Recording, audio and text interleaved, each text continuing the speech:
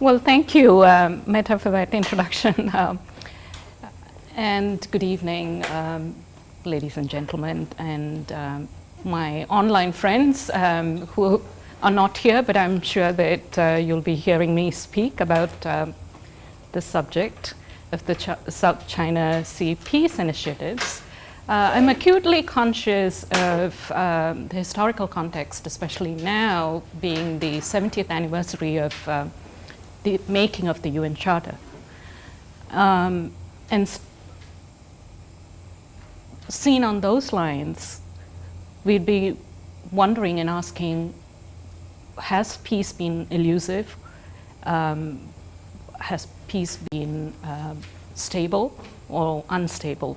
So these are some of the leading questions by which I'd like to start my talk. I received a call from a dear friend this morning asking me what I was going to, why I was going to talk about the South China Sea Peace Initiatives. Do you like controversy, he asked. So I said, no, it's not that I like controversy, but I study controversy. There's been a long tradition in the history of science and technology and the sociology of science and technology to study controversies, scientific controversies. And in the context of my subject here, it's about the controversy of boundary making. What? Maritime boundary making. So here is a body of water that we call oceans and divide it into seas and rivers by various definitions. But how do we write on water? This has been the elusive question for many generations. And today, it's not just writing on water, but it's also constructing zones and making digital realities of what we call as sea boundaries and partitioning the seas, which has various connotations to it at the political, economic, legal, and scientific levels. So my talk today has two specific objectives. One is to highlight historical problems and how they are entangled with the problems of regulatory norms in the legal and scientific field. Maritime boundary making or territorial boundary making is a field where the science and law of constructing standards and facts are entangled. So much so, we might wonder wherein rises the conflicts and wherein rises the peace. How is peace made? How is peace constructed, imagined, constructed, and managed? So with that introduction, let me go on to presenting some of the slides. I've got a lot of visuals for you so that you can relate to this elusive space that we don't ever get to see with the naked eye. It's always through satellite imagery or how we construct these spaces through mapping. So the South China Sea, as it is mapped right now, lies as a semi-enclosed space between China, Vietnam, the Philippines, and goes down towards Indonesia and the Straits of Malacca between Singapore and Malaysia. What you see right over here is the CIA map from the CIA World Factbook, which is freely available through the Creative Commons. And you see the red dotted line is the controversial claim made by China, and whereas the other gray lines correspond to the countries such as Brunei, Malaysia, Philippines. This practically is spread among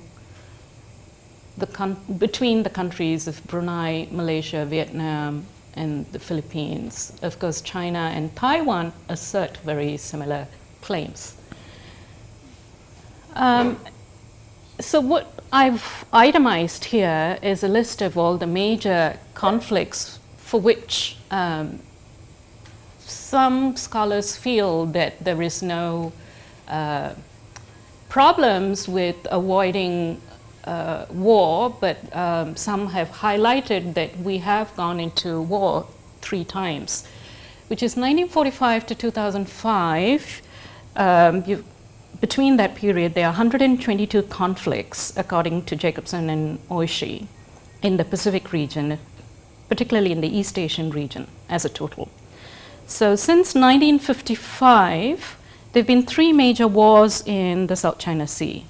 And these wars have broken out even after 2 major international instruments for peaceful coexistence, which is the UN Charter and the San Francisco Peace Treaty. We'll look at that in a while. 55 to 75 is the famous 20 years of Vietnam War, or it's phrased either as the Indochina War or as the Vietnam War. And it's been a proxy war fought between 2 groups. One group is North Vietnam, China, USSR coalition, and then the other group is the South Vietnam group, which you see the yellow part in the map. That's the South Vietnam group with the US-Philippines coalition. And plus you have 1979 Sino-Vietnam War breaking out. Again, in 2005, fishermen get killed between the boundaries of China, Vietnam, and Indonesia, and this is the first civilian casualty recorded in the history of the South China Sea. It's always been about military confrontation, but in 2005 it's been about also innocent civilians like fishermen. And 2009 has been controversial because the International Seabed Authority under the UN administrative system calls for international community of states to submit their own claims of hydrocarbon resources in their own watery regions, in their own subsoil regions in the seabed. And that leads to actually more aggression in terms of claiming territory, in terms of making territorial claims, because one state is afraid of losing out to another. So with that, that's all introduction. So now my question, when we look at the current context, is unpacking what is peace. And since this is the first series in the vital discussions on human security, I thought I would just unpack the concept and the conceptual understandings of what peace is, perceived connotations of what peace is. And it's also important to my subject today. So how is peace imagined, constructed, and effectively controlled? My argument is that the process of imagining, aspiring, and creating a desired state of peace out of a conflict situation or to prevent a conflict is essentially a process of knowledge production. So, we have to be clear about what do we categorize and call as conflict and what do we categorize as peace. And then understanding peace is an epistemological inquiry into epistemic categories of national identities, epistemic categories of digital maps, of hand-drawn cartographies and so on. So epistemic categories of national identities that are mapped, national ownerships and power coalitions that are legitimized through legal, judicial, and political institutions. So I argue that institutional building is also part of conflict management and construction of peace. Going a little further into a conceptual analysis, agents and instruments of peace are not just the Pacific Fleet in the South China Sea. There's been of late a lot of political narratives on the rise of hegemony, of conflicts, and that just the use of the Pacific Fleet would calm down the troubled waters. But the problem goes a bit more than that. Maps, as Bruno Latour aptly describes, are inscription devices constructing and codifying facts, names, territories, nationhood, and institutions for forging political alliances. So my argument on peace is that it's not just by military deterrence or military action, but it's the very process of knowledge production, of who owns the territories. And peace agents or intervening agents of change need not necessarily be human beings. They need not necessarily be politicians or heads of states or diplomats. There's agency as a productive technical force in manufactured knowledge, in manufactured maps. So, and these manufactured maps actually broadcast and publicize what is the geopolitical order. And we derive our own geopolitical knowledge through the maps and through the texts that we read. So it's the very act of knowledge production that distinguishes between what is a conflict and who is conflicting with who, on what terms, and how is peace built, on whose terms, when and where. So legal text, policy documents, and maps can be agents of change, changing further the geopolitical order.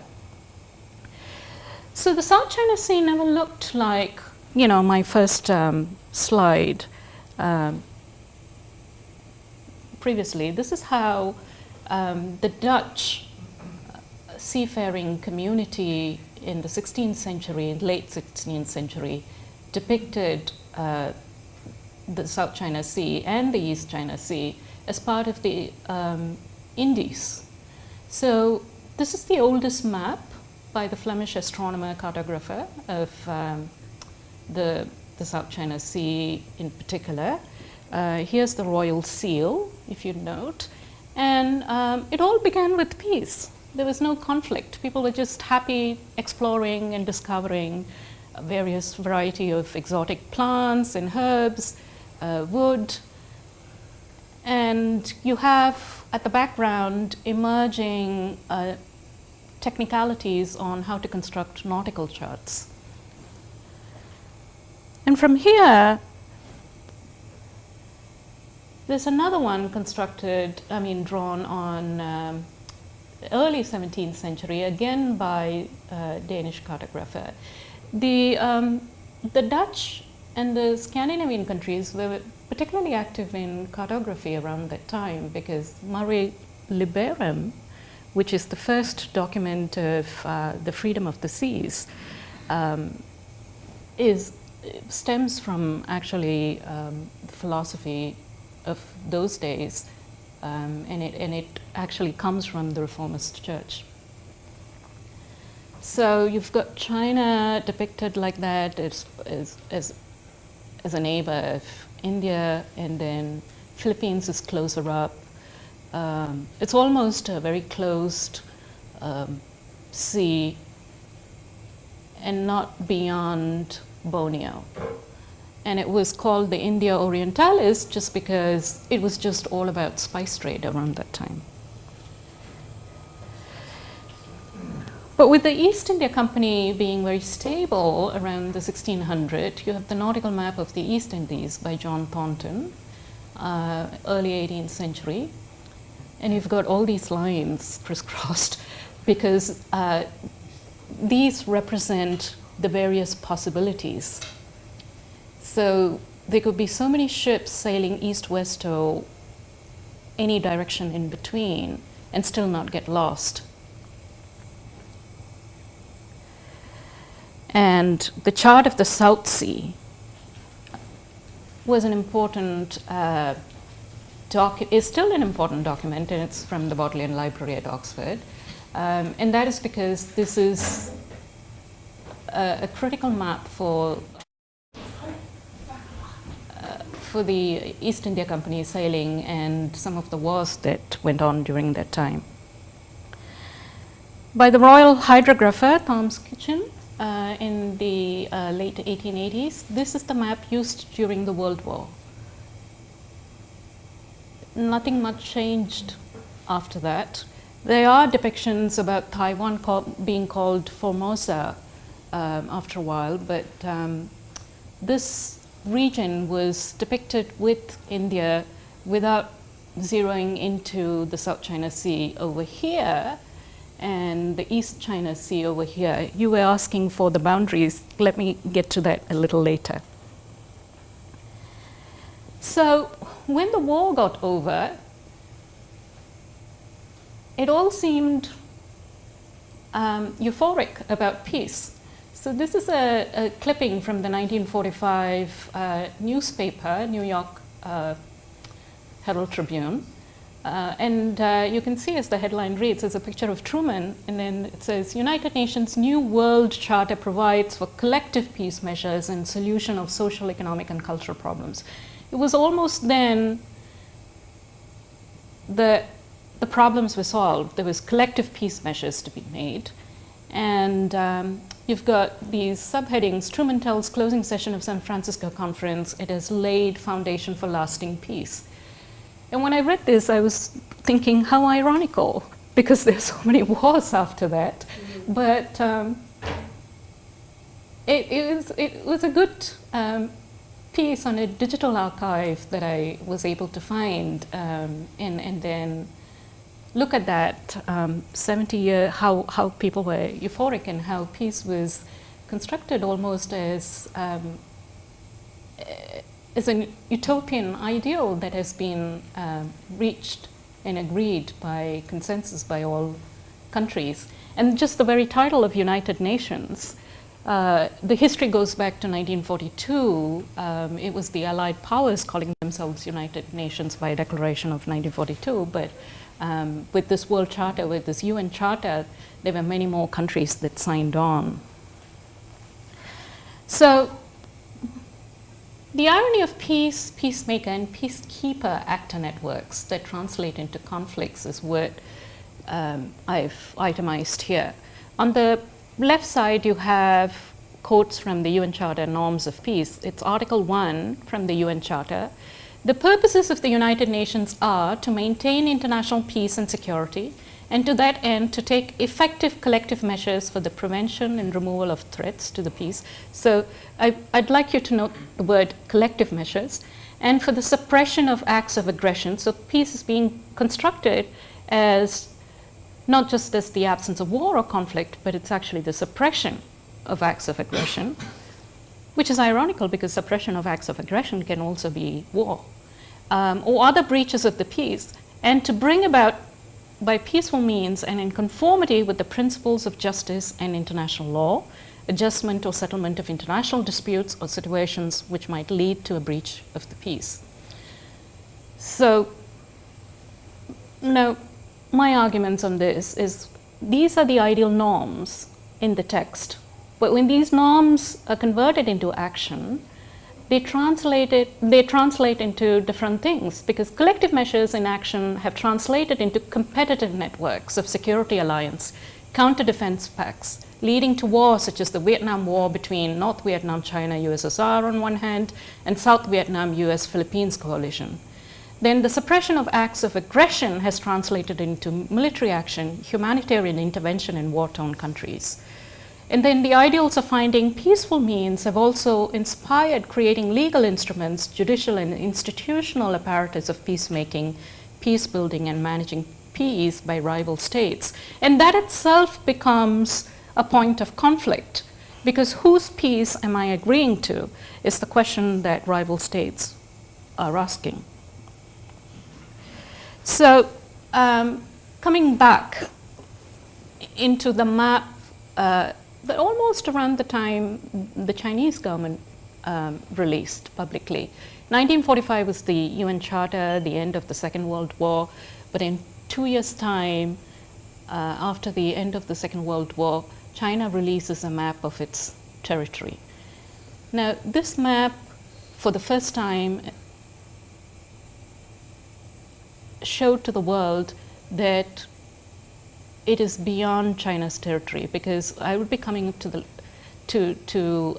the map, the actual historical map of China, a little later in my talk. But for the first time, China's 9-dash line is released by the Kuomintang government in 1947. And then they add two more lines, these are aspirational maps. I call them as aspirational maps because they were not corresponding to what the rest of the world agreed as factual maps.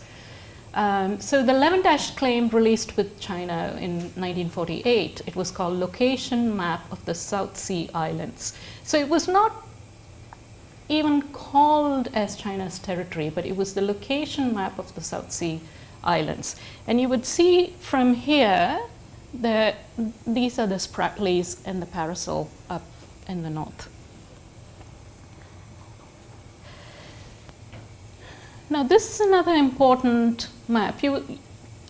I hope when I'm taking you through all these various cartographic images, you would note the changes from the idea of free exploration of the seas and to discover herbs and plants and so on, and then we come to containment frontiers. Now, the San Francisco Peace Treaty in 1951 showed the mapping of the Pacific frontiers for the US particularly, because the San Francisco Peace Treaty was between the Allied powers, the 48 countries of the US plus the British Commonwealth and European countries like France and Japan. So what happened in 1945 is that, if you all remember, Japan was defeated by the drop of the bomb. And then Japan had to accede to a treaty formally to surrender some of its territories. So before World War ended, Spratly Islands and Paracel Islands were in Japan's territorial possession.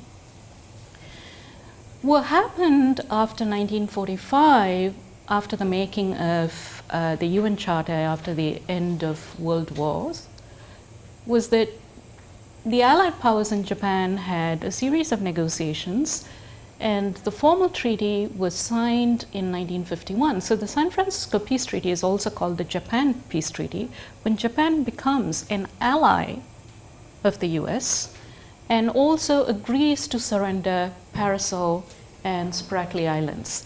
You could see Spratly and Paracel circled here, and you could see the axon line of defense. And this line of defense holds true even till today, because the US maritime presence, the US naval presence is along these lines. So the containment frontiers are one in Kuril Islands, and then this is Korea over here. So this actually also demarcates the South China and the East China Sea. You were asking about the borders, right? I hope it's visible. So this is South China Sea, and with that latitude is the South China Sea. South China and the East China Sea. It's actually a very mathematical latitudinal division. So although the US is said to have considered Chinese ownership of island territories then occupied by Japan during World War II, there was a notable change when Japan actually surrendered Spratly and Paracel Islands under Article 2F of the San Francisco Peace Treaty. Kimihara argues the territorial ownership was not specified in the San Francisco Treaty, not simply because it was unclear, but more importantly, to make sure that none of them would fall into the hands of China. Pre-war colonial frontiers were reborn as Cold War frontiers in Southeast Asia. And my question is, did Cold War ever end? So then the peace treaty as an order of containment is very apparent because of the mapping with the axon defense lines. Kimihara, a leading historian and the director of East Asia Studies, University of Waterloo, Canada, argues that the US containment line came to be fixed at the 38th parallel in Taiwan Strait in order to avoid nuclear war or the next total war. She also notes, in the context of US-China policy, China's ocean frontier problems of Senkaku or Okinawa, the Spratlys and the Paracels may be seen as wedges of containment together with Taiwan. So it's all about this peace treaty then suddenly emerges from an order of peace into an order of containment to prevent further conflicts. But what happens? The Spratly and the Parasol southwest of the Atkinson Line could be regarded as wedges to defend the Philippines, the core of US Cold War strategy in Southeast Asia. So the defense of the Philippines still continues today because just last year they have signed the Enhanced Defense Pact with the Philippines. And certain islands in the Philippines archipelago are leased out for 10 years for US naval presence, US military presence. So you've got the debate going on between what type of peace is being constructed. So the first debate is rescuing and peace building. The hegemonic state power and rivalry debate has the question, who is the rescuer and who is the peace builder? So again, Kimihara says, the US containment frontiers and maritime base along the Atkinson Line of defense created manageable instability arising out of rival claims. So the manageable instability is a concept of peace. It's not total peace, it's not durable peace, but it is manageable. So that's another version of peace. So we're going to look now, the next part of my talks is all about the different conceptual understandings and the different types of peace that are being constructed. Then Yen Lesperito, University of California, San Diego, she remarks that US self-assumed role of the rescuer shapes the peace and resettlement of Vietnamese refugees of war. So peace is not separate from conflict. Sometimes states enter into wars and conflicts to be building peace in their own terms. So that's the gist of both these arguments, and both these views assert that the US hegemonic power shapes the geopolitical order. But then there is another strand of the debate, which is about diplomatic peace building, the hegemonic power and rivalry debate. Now at this stage I'm making a delineation distinguishing between concepts of peace and peace building. So we are now going into the different debates in peace building. So the first debate was about states in loggerheads, and the second one is about diplomatic peace building. So diplomatic engagement of public officials has happened already, and that's where Canada played a large part in the 1990s. It sponsored actually the talks. At the most apparent level, it was Indonesia that was taking a lead, but it was all funded and sponsored by the International Development Agency, SIDA. So Canada's Track 2 diplomacy is now even stronger with ASEAN through the ASEAN-Canada Enhanced Partnership. And maritime issues, maritime boundary issues are important under ASEAN-Canada bilateral political and security cooperation. Then another example of China-Taiwan engagement of government officials is that although there is the one China policy, and very often it is common among political scientists to talk about the disputes between China and Taiwan, there are levels of cooperation between China and Taiwan, which is the People's Republic of China and the Republic of China, among public officials and academicians. So this is Taiwan's claim. And it's exactly similar to the 9-dash line that is submitted to the UN by China. And you would note that the 9-dash line, which is, it's the first one starts at Parasol Islands, 2, 3, 4, 5, 6, 7, 8, 9, and it stops just, that's Taiwan at the top, so it just stops at the side of Taiwan, because if you go over that is the East China Sea. So China's 9-dash line is enclosing the whole area. And if this whole area becomes its territory, then the rest of the states and the external powers who've been conducting trade and whose naval presence has been there in the South China Sea are afraid that they will not be, that their access will be blocked. So access denial is actually a reason for boosting up military presence. Yes?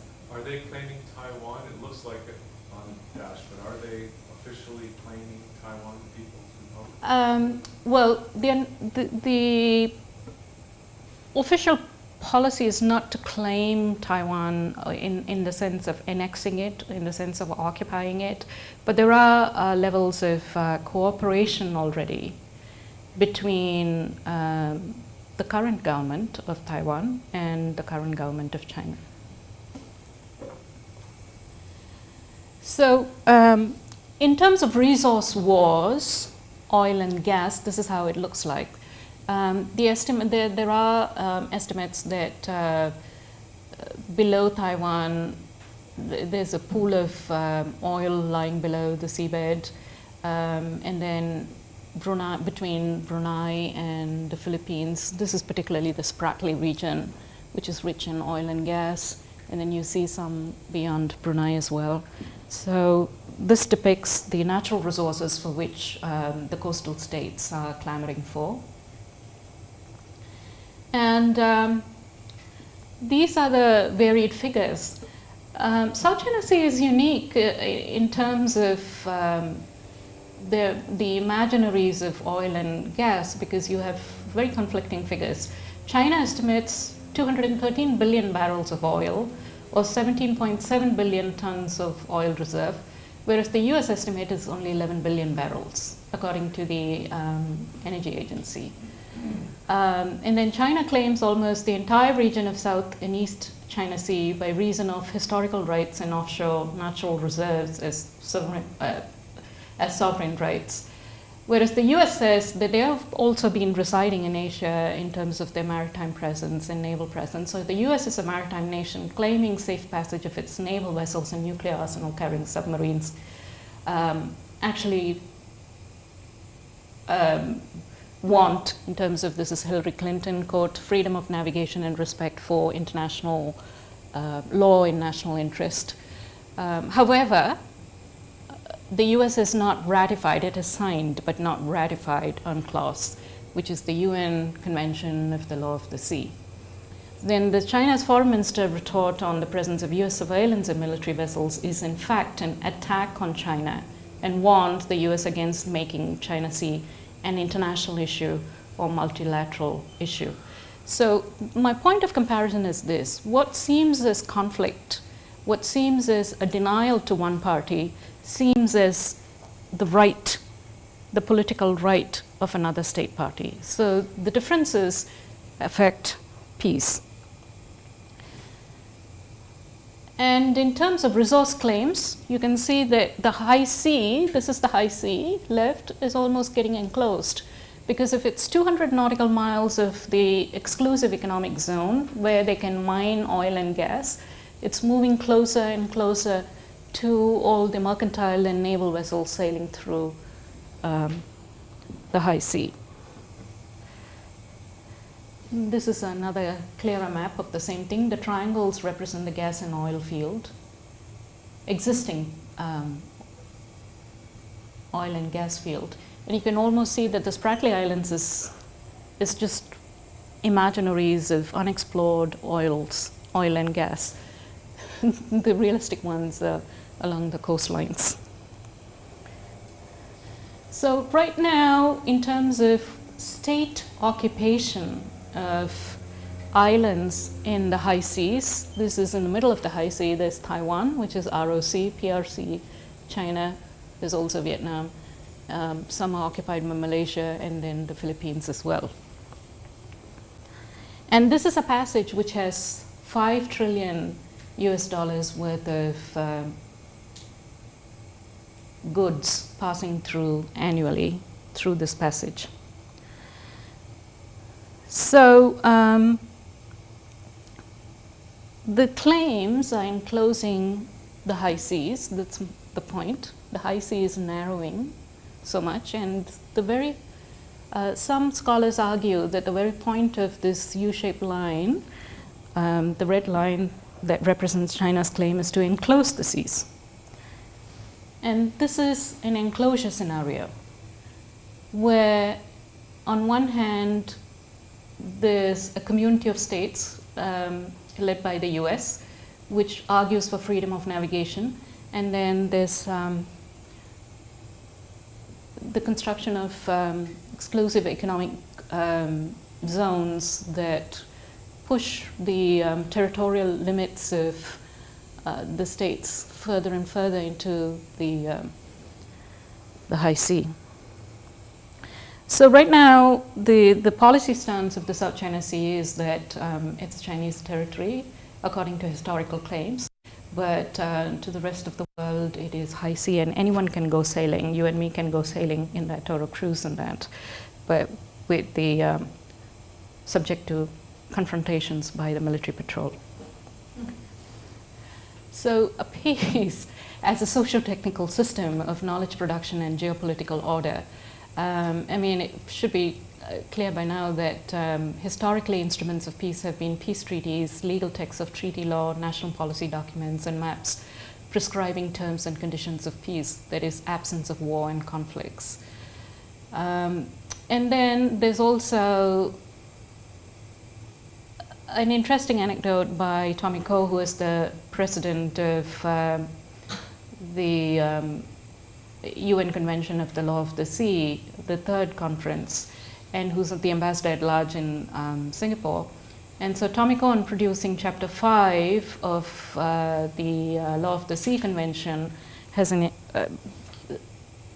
states how, you know, people are just people enjoying, discussing, negotiating peace clauses, and it just doesn't get standards of legal articles and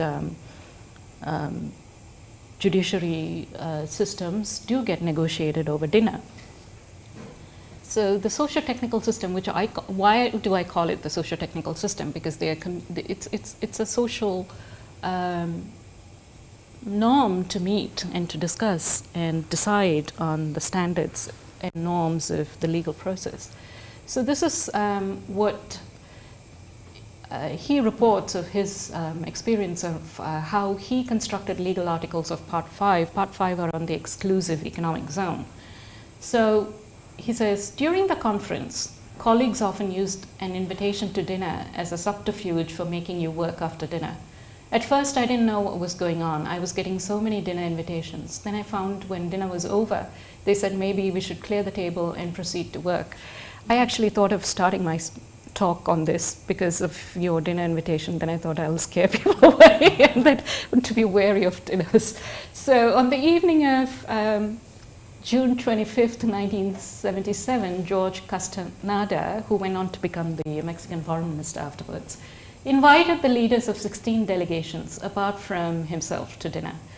Who were these 16 delegations? Australia, Bulgaria, Canada, Egypt, India, Kenya, Nigeria, Norway, Peru, Singapore, the United Kingdom, Tanzania, the United States, the Soviet Union, and Venezuela. Between 25th June and 12 July, we met on 13 occasions. At the end of the process, the joint rapporteurs submitted a compromise text to the conference.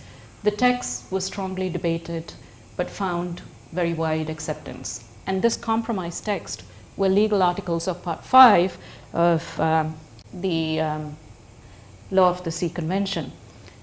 And why is that so important? Because here are the three regulatory social legal norms that came out of that socio-technical process.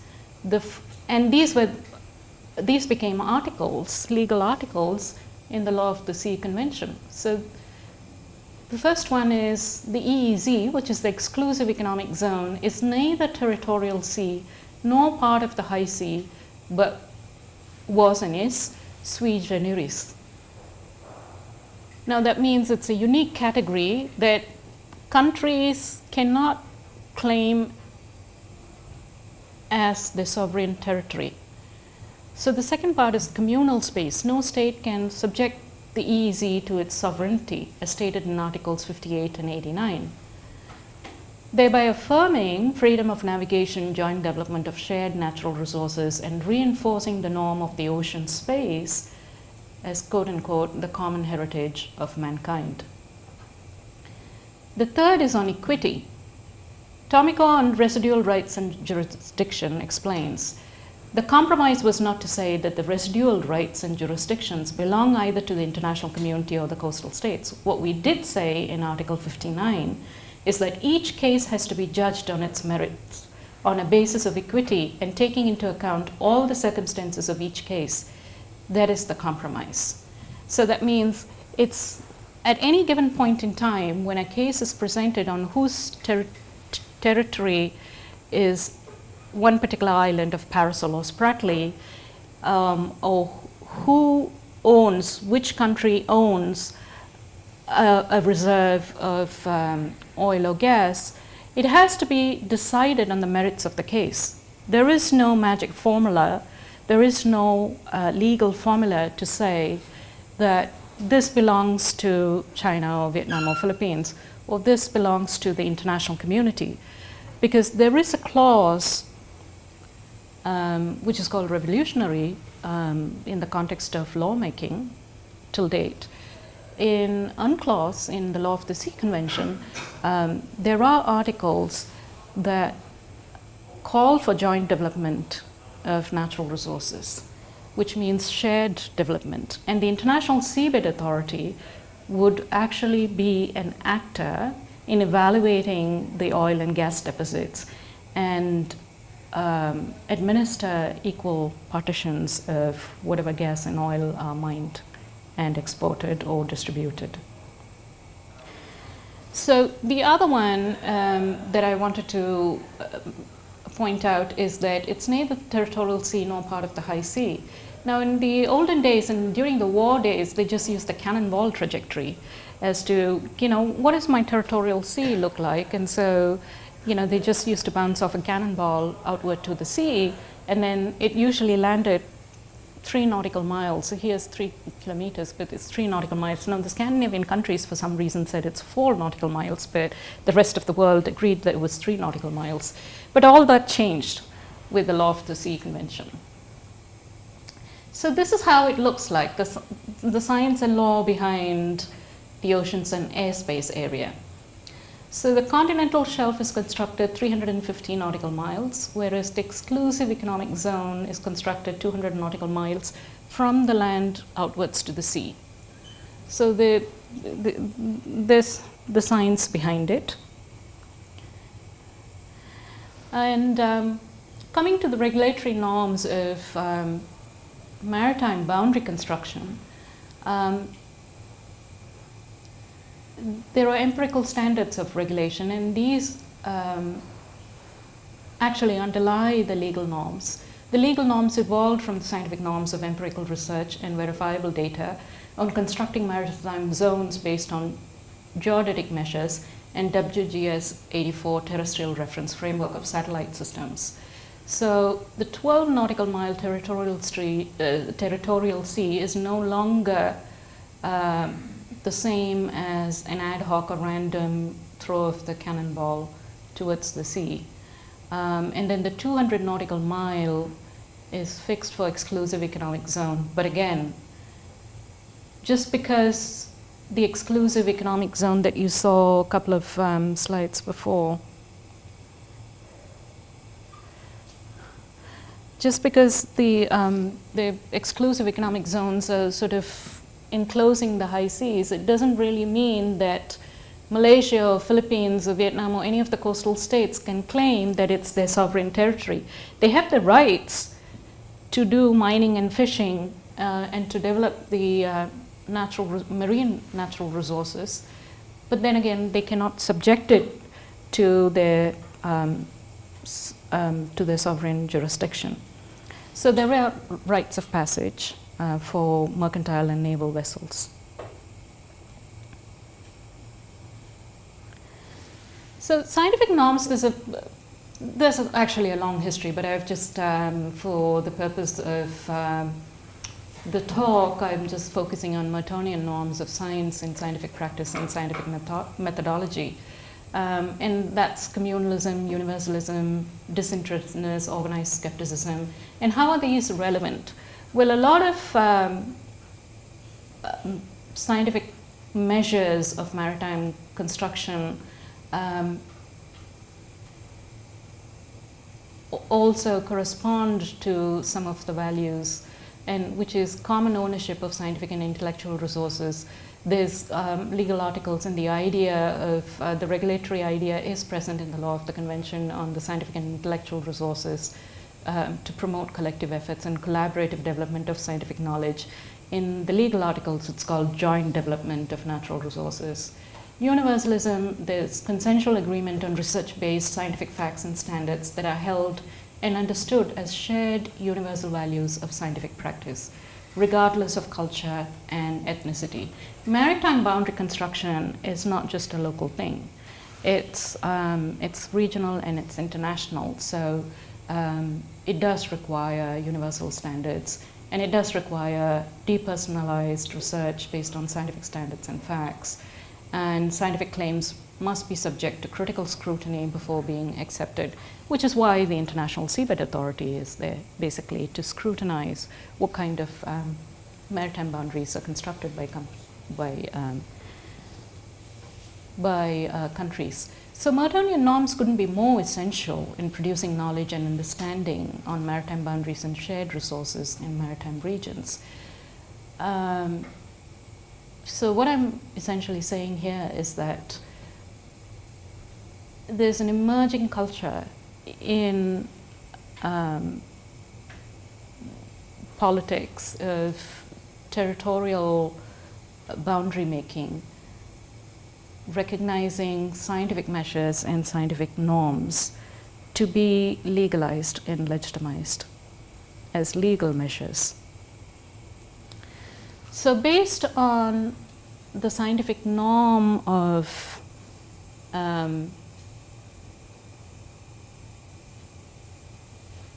depersonalized research and communal ownership of resources, and based on the principle of equity that we just discussed in the legal articles of the law of the sea, this is scenario one. Now, in this scenario, you have equidistant lines from the baselines. This ignores Spratlys and the parasols as a group, but just equidistant lines of how to split the boundaries and the natural resources. You would note that it stops a little below Hainan for China. Scenario two is that this extends into parasol. China can claim parasol if it ignores Spratlys by giving full effect to the parasols. And this is just based on the 200 nautical miles from the coastlines. So you have the high seas in the middle, which is also being closed if the EEZ is constructed from the east from Scarborough Reef. And then there's the equity scenario 4, which has different measures for different countries. If there are any specific questions on these, ask me later. So, despite all these law and scientific norms that are emerging, China's territorial claim as of 2011 remains the 9-dash line. So it encloses the West Philippine Sea, and it extends beyond Hainan and runs very close to Vietnam, Brunei, encloses Spratlys and towards encloses Scarborough Shoal as well. Now, how is this possible, and what is the world's reaction to it? Now, something that is not discussed publicly is how China signed and ratified UNCLOS, or the Law of the Sea Convention. Now, that's a very important fact, because China, when it signed and ratified the convention, ratified it by asserting its own sovereignty. In all international treaties, there's provision for states to make its own declaration or reservations. What the US did was that it made so many reservations and then didn't even ratify it. There was representation to the Congress, and then the Congress didn't feel that it would serve the US purpose. So it didn't even ratify it. But China went ahead and ratified it, and this is how it is. So Statement 3 by President of China upon ratification of UNCLOS 3 reaffirms Chinese sovereignty under Chinese state law as follows. So when he ratified and signed, he made this particular statement. The People's Republic of China reaffirms its sovereignty over all its archipelagos and islands as listed in Article 2 of the Law of the People's Republic of China, that is the domestic law, on the territorial sea and the contiguous zone, which was promulgated on 25 February 1992. This is the first time that we are seeing a case of a country going into an international treaty-making process and signing an international treaty by asserting its own domestic law on that international treaty process. I still don't understand how it was allowed, because we do have the Vienna Convention of treaties that say if a state makes a reservation which undermines the very objectives of the treaty, then that reservation is not allowed. But this has been signed. China's legal instrument of legitimizing territorial claims, as of the Article 2 mentioned here of the Law of the People's Republic of China, which is the domestic law, states the PRC's territorial land includes the mainland and its offshore islands, Taiwan, and the various affiliated islands, including Diaoyu Island, Penghu Islands, Dongsha Islands, Kisha Islands, Nansha Spratly, and other islands that belong to the People's Republic of China. So the other islands, John Rick actually gives a lot more scope for its claims. So yes, they're claiming Taiwan, which is what your question is. But instead of militarily, it's legally being claimed. And China's rejection of international arbitration procedures. In 2006, under the provision of UNCLOS Article 298, China also rejected compulsory, quote unquote, compulsory binding procedures for the settlement of disputes under the convention. Now, some of you may know that there's a case that has been filed by the Philippines in the International Arbitration Court in Hague. But then, of course, China has opted out of this compulsory binding procedures. So there is no binding agreement, or that China doesn't have to agree to any of the verdict of the International Court. So as a response, what do we have here? Instead of conflict with the Philippines, Philippines is trying to make peace or construct knowledge by refuting China's historical knowledge. And this is being done by Judge Antonio Carpio of the Supreme Court of the Philippines. Carpio uses evidence of 3 historical maps from the Qing dynasty to show that Hainan is the southernmost historical territorial limit to China. If it's just Hainan, it would be, this would be the limit of Chinese territory, which it is right now. So Carpio also calls China's 9-dash line mapping of historical claims as a gigantic historical fraud. Now that's for the international community and international arbitration panel to decide. Carpio uses the judicial apparatus for constitutionalizing the Philippines' archipelagic baseline law. So people are using domestic law to legitimize their own claims.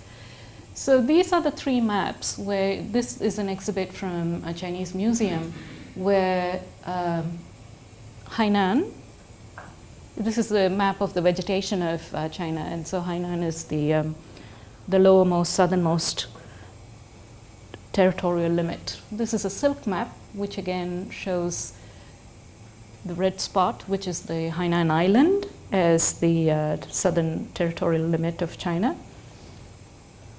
This is China's treaty map during the Second World War to give access to foreign powers to its port.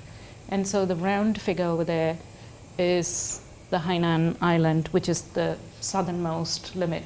So historically, Chinese territorial limit has been just a little lower than the Hainan Island.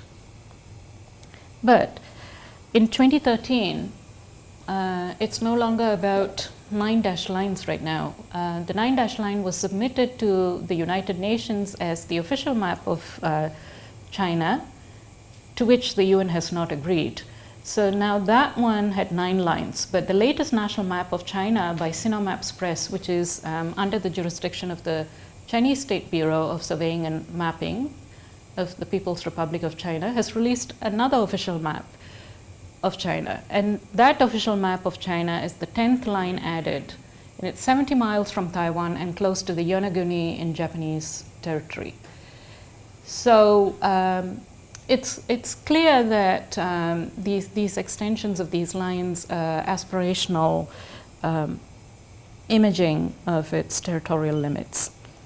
And so within these enclosed spaces that China wants to enclose and has also enclosed by its own mapping, China is building these islands. So this is an artificial island built by sand dredging, and interestingly enough, these digital mappings of these islands are also material representations of satellite technology and preemptive self-defense satellite monitoring of what's going on in the South China Sea. So this is Reef, and this is the subgrading for combat-capable air facility. This is Fiery Cross Reef, the plans for it. Sand dredging in process in the West Philippine Sea. This is Coral Fiery Cross Reef. And this is the Garrison facilities at Johnson South Reef. So the questions about peace, after seeing all these mappings and whatever knowledge has been constructed about territorial identities and about what states claim as rightfully theirs, is it by deterrence? Is peace constructed by deterrence, by public exhibit and display of military might? Or is peace created by various other instruments or a combination of them? I would go with a combination of them, but this takes us back to the debate about power and hegemony that I touched on earlier. So the hegemonic rivalry is now more than ever prominent. Could this provoke a renewal of Cold War coalition as in Vietnam War? Or is preemptive self-defense with enhanced US military presence, Aegis cruisers, Pacific Fleet and missile carriers and NATO along beyond 1951 Eggenson containment frontier in the China Sea region of the Pacific? There's another strand of the debate which is actually initiated by the Chinese premier, which is win-win relations, as he calls it, win-win relations in peace, and by which he would like to see a new Asia security based on China-US win-win major power relations. Russia, on the other hand, Putin is working towards the concept of Eurasian integration. I'm following the reports of the Asian Strategic Defense Review released by Japan.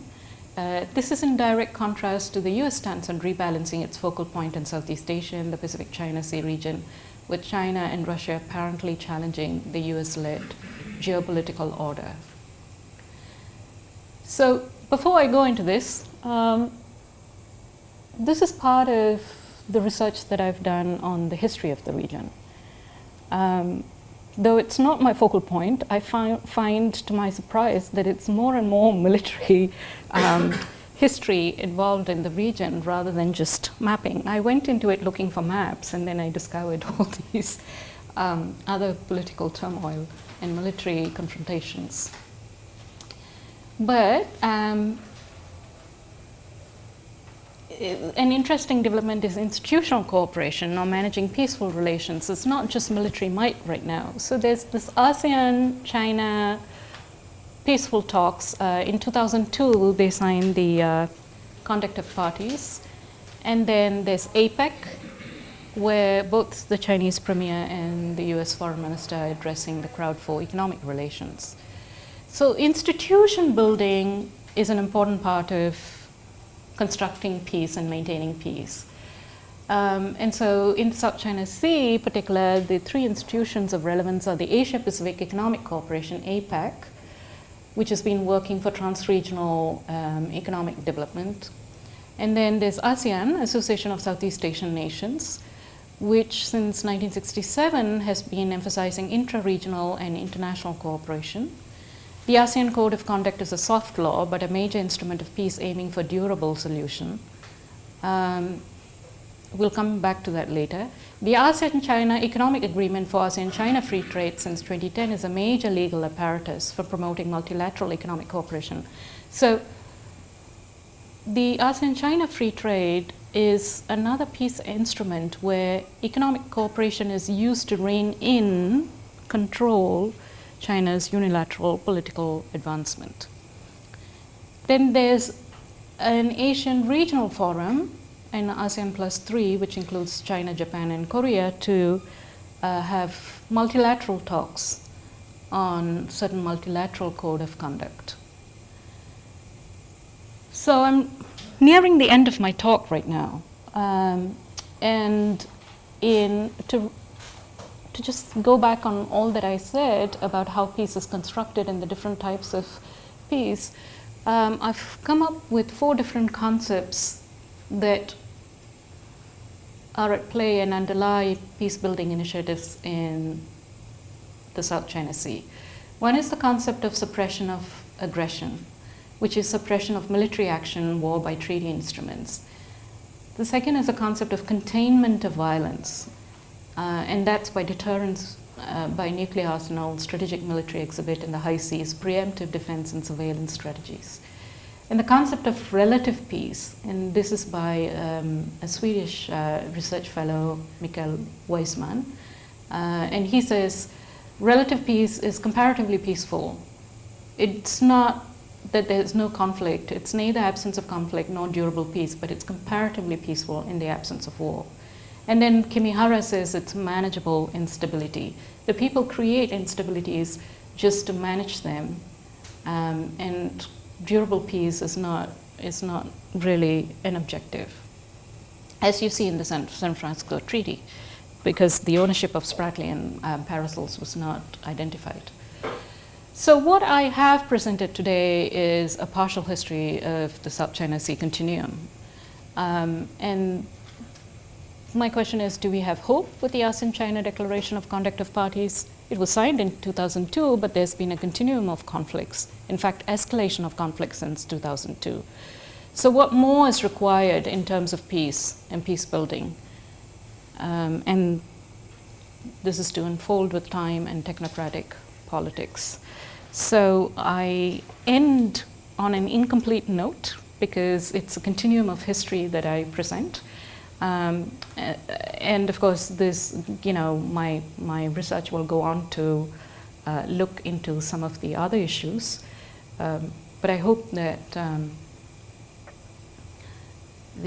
whatever I presented as instances of knowledge building and instances of peace building in the South China Sea disputes highlights that there are regulatory norms, there are ideals, but when ideals are translated into action, they produce many more instruments of conflicts and many more instruments of peace, and ironically, instruments of peace can themselves turn into instruments of conflict.